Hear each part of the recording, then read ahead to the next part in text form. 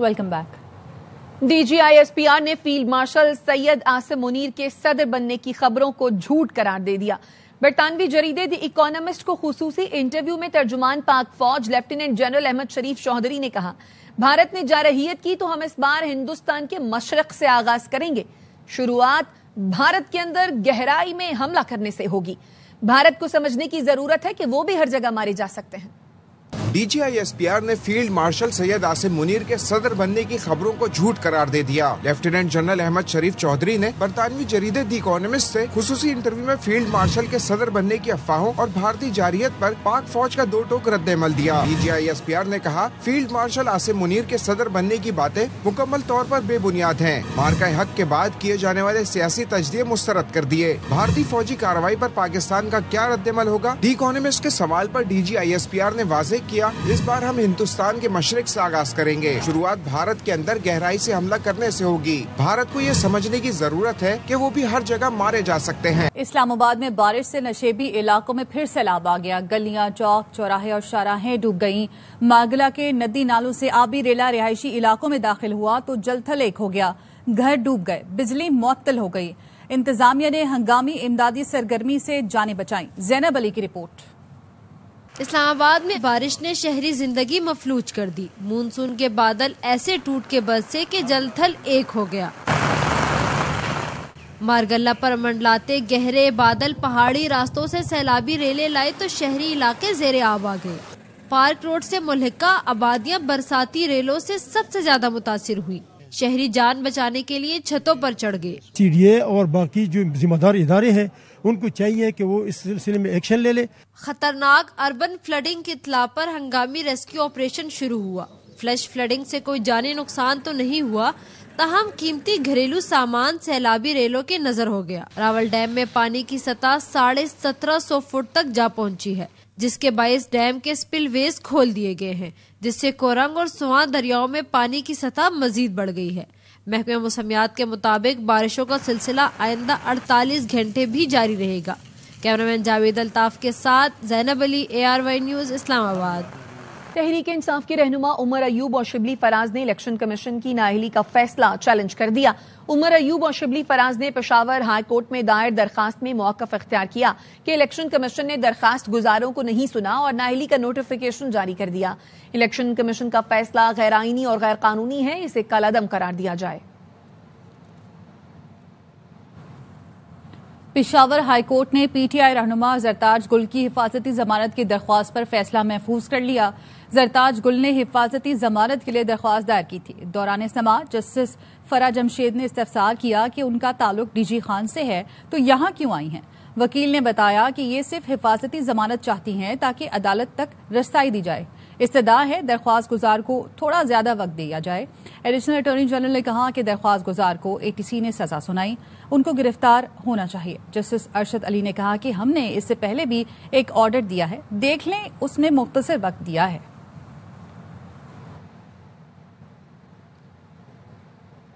तहरीक इंसाफ की पार्लिमानी पार्टी के इजलास में कौमी असम्बली में एहतजाज जारी रखने पर मुशावरत की गई। PTI क़यादत की नाअहली समेत अदालती और इलेक्शन कमीशन के फैसले भी जेर बहस आए। 14 अगस्त को दोबारा एहतजाज से मुतालिक मामलात पर भी मुशावरत की गई। जराये के मुताबिक PTI अरकान सुप्रीम कोर्ट के बाहर एहतजाज करेंगे। चेयरमैन PTI बैरिस्टर गौहर कहते हैं सेनेट और कौमी असम्बली में मुतबादिल नहीं ला रहे, दोनों ऑपोजिशन लीडर वही रहेंगे। ऑपोजिशन लीडर्स की नाअहली के नोटिफिकेशन को चैलेंज करेंगे। ये पहली मर्तबा ऐसा ही हुआ है कि कमीशन इस वक्त बैठा हुआ है जो एक स्टे पे चल रहा है, जो उसका अपना टेन्योर खत्म हो चुका है और इलेक्शन कमीशन फिर भी कंटिन्यू करता है। इलेक्शन कमीशन के ये जो नोटिफिकेशन है ये बिल्कुल अनकॉन्स्टिट्यूशनल है। कॉन्स्टिट्यूशन है, इस बात की कतन गुंजाइश नहीं। इलेक्शन कमीशन के पास आज खुद डायरेक्ट नोटिफिकेशन करना कोई इख्तियार नहीं है, रूल्स में नहीं है, लॉ में नहीं है, आईन में नहीं है। उस पे हेयरिंग होती है, 90 दिन का टाइम है, उसके खिलाफ अपील है। इलेक्शन कमीशन में हम जरूर चैलेंज करेंगे। हम सब्स्टिट्यूट नहीं कर रहे, हमारे दोनों अपोजिशन लीडर है, इंशाल्लाह ताला वही अपोजिशन लीडर रहेंगे और उनके जो सीट्स है वो सीट इंशाल्लाह ताला। 9 मई मुकदमात का ये फोरम नहीं है। इलेक्शन कमीशन के फैसले के बाद अदालत से रुजू करें। वजीर कानून आजम नजीर ताड़र कहते हैं जहां तक असम्बली को चलाने का ताल्लुक है बैठकर तजावीज दें। ज़ेरे समाअत केसेस और अदालती फैसलों पर ऐवान में बात से आइन रोकता है। یہ فورم نہیں ہے کہ ہم یہاں بیٹھ کے ڈیسائیڈ کریں. فورم اس کا عدالت ہی ہے. جہاں تک تعلق ہے اسمبلی کو چلانا کس طرح سے ہے, آئیں بیٹھے, جو اچھی تجاویز ہیں. 7 مہینے سے سر بل پڑا ہوا ہے کرمنل لا امینڈمنٹ کا. آپ بیٹھیں وہاں پہ آ کے ہمارے ساتھ ان ترامیم کو تبدیل کریں تاکہ عام آدمی کی زندگی بھی آسان ہو. اس کا فائدہ سیاستدان کو بھی ہے, اس کا فائدہ عام شہری کو بھی ہے. لیکن سر یہ فورم نہیں ہے جہاں پہ ہم سب جوڈس میٹرز جو ہیں یا عدالتی فیصلوں کی آئین ہمیں روکتا ہے کہ ہم عدالت کی حد تک ایک مناسب حد سے ہے. اسلام آباد، لاہور اور کراچی میں تحریک انصاف کے رہنماؤں اور کارکنوں کے خلاف مقدمات درج کر لیے گئے. مقدمے میں 5 اگست کو دفعہ 144 کی خلاف ورزی، امن و امان میں مداخلت سمیت دیگر دفعات شامل کی گئی ہیں. اسلام آباد میں دفعہ 144 کی خلاف ورزی پر پی ٹی آئی کے 16 کارکنوں کو گرفتار کر کے مقدمہ درج کیا گیا. جوڈیشل مجسٹریٹ نے پی ٹی آئی کی خواتین کارکنوں کو جوڈیشل ریمانڈ پر جیل بھیج دیا.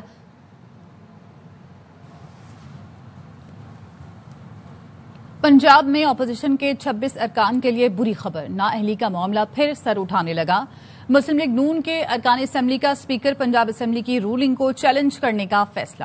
مسلم لیگ نون کے رکن افتخار حسین کا کہنا ہے کہ اسپیکر کا فیصلہ سر آنکھوں پر، مگر اس معاملے کو منطقی انجام تک پہنچانا ہوگا. پنجاب میں اپوزیشن کے 26 ارکان کے لیے بری خبر، نااہلی کا معاملہ پھر سر اٹھانے لگا. مسلم لیگ نون کے ارکان اسمبلی کا اسپیکر پنجاب اسمبلی کو رولنگ کو چیلنج کرنے کا فیصلہ. آپریشن کے حوالے سے وزیر اعلیٰ پر بے بنیاد تنقید کی جا رہی ہے. قبائلی اضلاع پر کوئی آپریشن ہو رہا ہے اور نہ ہی کوئی نقل مکانی. جو بھی اقدام ہوگا اس میں قبائلی عوام کی مشاورت اور تجویز شامل ہوگی. مشیر اطلاعات خیبر پختونخوا بیرسٹر سیف کہتے ہیں ریاست پاکستان کے خلاف مسلح جدوجہد بغاوت کے زمرے میں آتی ہے. دہشت گردی کا مقابلہ ہر طرح سے کر رہے ہیں.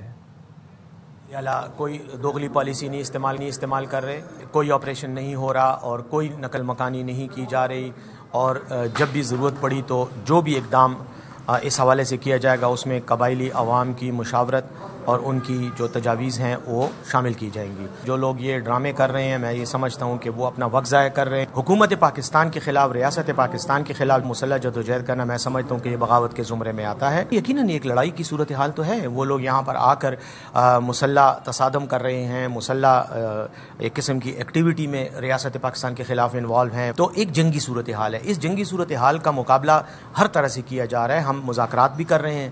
ہماری کوشش یہی ہے کہ یہ لڑائی اسی طرح بند رہے, مذاکرات کے ذریعے, افہام و تفہیم کے ذریعے وہ واپس چلے جائیں یا وہ یہ علاقہ خالی کر دیں. ہم تو اپنے علاقے میں امن چاہتے ہیں, سلامتی چاہتے ہیں لوگوں کی, اور قانون کا نفاذ چاہتے ہیں. اس لیے اس میں مذاکرات بھی ہوں گے, اس میں جرگے بھی ہوں گے, اور اس میں جہاں گولی چلانے کی ضرورت ہوگی وہاں گولی بھی چلے. امریکہ کے صدر ڈونلڈ ٹرمپ کا مودی سرکار پر ایک اور وار. بھارت پر مزید ٹیرف لگانے کی دھمکی دے دی. کہا روسی تیل خریدنے کی وجہ سے بھارت پر مزید ٹیرف لگائیں گے. بھارت روسی تیل سے منافع کما رہا ہے. پاک بھارت جنگ سمیت دنیا میں 5 جنگیں رکوائیں, 6ٹھی جنگ روکنے کی کوشش کر رہے ہیں. صدر ٹرمپ نے لاس اینجلس میں اولمپکس کی تقریب سے خطاب میں کہا یوکرین جنگ سابق صدر بائیڈن کی پیدا کردہ جنگ ہے. روس سے تیل خریدنے والے ممالک پر پابندیاں لگانے سے متعلق سوال پر صدر ٹرمپ نے کہا جلد ان ممالک پر ٹیرف لگائیں گے, کتنے فیصد ہوگا اس کا فیصلہ نہیں کیا. To impose 100% tariffs on all countries that purchase Russian energy, including China. Well, I never said a percentage, but we'll be doing quite a bit of that. We'll see what happens over the next fairly short period of time.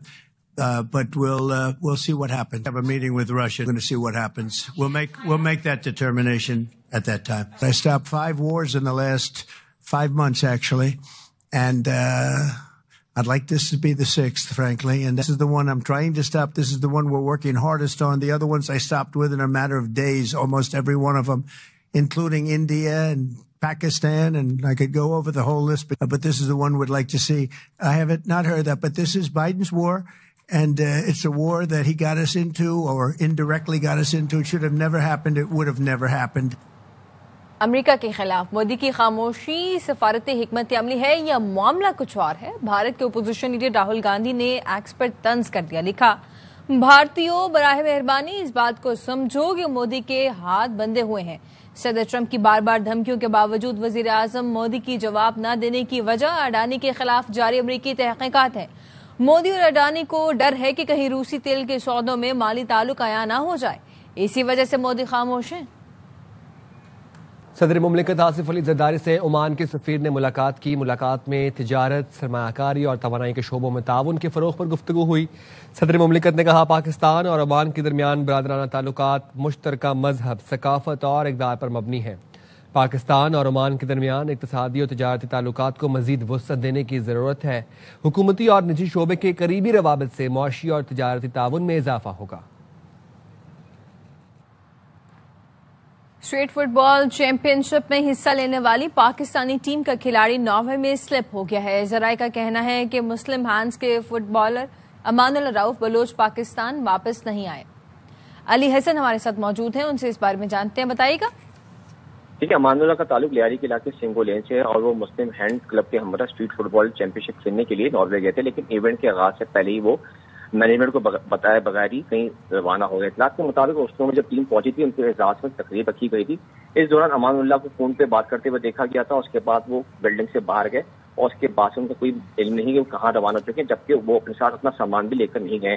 Team management کے مطابق یہ case جو ہے Norwegian police کے حوالے کر دیا گیا اور پاکستان ایمبیسی بھی اس معاملے کو دیکھ رہی ہے۔ فٹ بالر کی جو اہل خانہ ہے ان سے بھی رابطہ کرنے کی کوشش کی تھی، لیکن وہ بھی اس بارے میں کوئی بات کرنے کو تیار نہیں ہے۔ اور یہ 2 ماہ کے اندر جو ہے دوسرا واقعہ پیش آیا ہے۔ اس سے پہلے پاکستانی ایتھلیٹ جو ہیں وہ جرمنی میں سلپ ہوئے تھے جب وہ ورلڈ یونیورسٹی گیمز کھیلنے کے لیے گئے تھے، اور اب ناروے میں امان اللہ غائب ہو گئے ہیں۔ جی شکریہ علی حسن۔ پی سی بی نے خواتین کرکٹرز کے لیے سینٹرل کانٹریکٹ کا اعلان کر دیا۔ 20 کھلاڑیوں کو 5 کیٹیگریز میں کانٹریکٹ دیے گئے ہیں۔ ابھرتی کھلاڑیوں کے لیے ایمرجنگ کیٹیگری بھی متعارف کرائی گئی ہے۔ تمام کیٹیگریز میں پلیئرز کے معاوضوں میں 50% اضافہ بھی کیا گیا ہے۔ آئی سی سی T20 رینکنگ کی نمبر 1 بالر سعدیہ اقبال، فاطمہ ثنا، منیبہ علی اور سدرا امین کو ایک کیٹیگری میں شامل کیا گیا ہے۔ اسلام آباد میں وقفے سے ہونے والی تیز بارش کے بعد مختلف علاقوں میں پانی جمع ہو گیا ہے۔ نیو چٹھا بختاور کا علاقہ زیر آب آ گیا ہے۔ علاقہ مکینوں کو شدید مشکلات کا سامنا ہے۔ مزید بتا رہی ہیں نمائندہ ARY نیوز زینب علی۔ بعد میں نیو چٹا بختاور کی ایک ایسی گلی میں موجود ہوں اس وقت جہاں پر گزشتہ رات مسلسل بارش ہونے کے بعد پانی جو ہے وہ کافی حد تک جمع۔ یہاں کے رہنے والوں کو کہنا ہے کہ تقریباً 7 سے 8 فٹ تک پانی جو تھا وہ یہاں پر جمع ہو گیا تھا۔ ضلع انتظامیہ ہے ان کی جانب سے کچھ بھی نہیں کیا گیا، لیکن CDA کی ٹیم ساتھ ریسکیو 112 کی جو ٹیم ہے اسلام آباد کی وہ بھی یہاں پر پہنچی اور پانی نکالنے کا جو انتظام ہے وہ شروع کیا گیا۔ اس وقت آپ دیکھ سکتے ہیں کہ پانی کی سطح جو ہے کافی حد تک کم ہو گئی ہے۔ ہیوی مشینری ہے جو وہ بھی منگوائی گئی۔ ان کا کہنا ہے کہ CDA کو پہلے سے ہی انتظامات کرنے چاہیے۔ کراچی میں آج بھی ہلکی اور تیز بارش کا امکان ہے۔ محکمہ موسمیات کے مطابق شہر کا موسم ابر آلود رہے گا، سمندری ہوائیں بھی بحال رہیں گی۔ مزید جانتے ہیں عدنان راجپوت سے۔ جی بالکل، محکمہ موسمیات کی جانب سے بتایا جا رہا ہے کہ کراچی شہر کا جو موسم ہے آج بھی ابر آلود رہے گا اور دن بھر سمندری ہواؤں کا سلسلہ بھی جاری رہے گا۔ اس کے علاوہ محکمہ موسمیات کی جانب سے یہ بھی بتایا جا رہا ہے کہ آج بھی کراچی کے مختلف علاقوں میں ہلکی بوندا باندی کا امکان ہے، جبکہ شہر میں صبح سے ہی کالے بادلوں کا راج برقرار ہے۔ کراچی شہر کا اس وقت کا جو موجودہ درجہ حرارت ہے 28 ڈگری سینٹی گریڈ ہے، کم سے کم 27 ڈگری سینٹی گریڈ ریکارڈ کیا گیا ہے، جبکہ دن بھر زیادہ سے زیادہ درجہ حرارت 31 سے 33 ڈگری سینٹی گریڈ تک جانے کا امکان ہے۔ ہوا میں جو نمی کا تناسب ہے وہ 75% ہے اور کراچی شہر میں اس وقت ہوا 13 سے 14 کلومیٹر فی گھنٹے کی رفتار سے ہوا چل رہی ہے۔ اور میں صبح سویرے موسم خوشگوار ہو گیا ہے، ہوا چلنے سے گرمی اور حبس کا خاتمہ ہو گیا ہے۔ PDMA کے مطابق مانسون بارشوں کا سلسلہ رواں ہفتے وقفے سے جاری رہے گا۔ موسم کا احوال بتا رہے ہیں خواجہ رمضان مجید۔ شہر لاہور میں صبح کا آغاز خوشگوار موسم سے ہوا ہے۔ صبح سویرے ٹھنڈی ہوا چل رہی ہے اور گرمی اور حبس کا جو خاتمہ ہے وہ ہو چکا ہے، جبکہ دوسری جانب صبح سویرے سورج بھی بادلوں کی اوٹ سے نکلا ہوا ہے۔ محکمہ موسمیات کے مطابق شہر لاہور سمیت پنجاب کے مختلف اضلاع میں بارش کا امکان ظاہر کیا جا رہا ہے اور شہر میں اگر درجہ حرارت کی بات کی جائے تو زیادہ سے زیادہ درجہ حرارت 32 ڈگری سینٹی گریڈ اور کم سے کم درجہ حرارت 22 ڈگری سینٹی گریڈ تک رہنے کا امکان ہے۔ اس کے ساتھ ساتھ PDMA کا کہنا ہے کہ مونسون بارشوں کا یہ غیر معمولی سلسلہ 12 اگست تک وقفے سے لاہور سمیت پنجاب بھر میں جاری رہے گا۔ کسانوں کو شدید گرمی سے بچانے کے لیے بایو پیچ تیار۔ امریکی ریاست جارجیا کے شہر اٹلانٹا کے سائنسدان نے ایسا پیچ تیار کیا ہے جو کسانوں کو گرمی سے بچائے گا۔ پیچ جسم کا درجہ حرارت مانیٹر کرے گا، گرمی زیادہ ہونے پر فوراً الرٹ دے گا کہ آرام سے بیٹھ جائیں اور پانی پئیں۔ یہ پیچ ان لوگوں کے لیے بہت فائدہ مند ہو سکتا ہے جو سخت گرمی میں کام کرتے ہیں۔ اس سے ہیٹ اسٹروک اور گرمی سے ہونے والی بیماریوں سے بچاؤ ممکن ہو سکے گا۔ اور اب تک کے لیے اتنا ہی۔ دیکھتے رہیے RY نیوز۔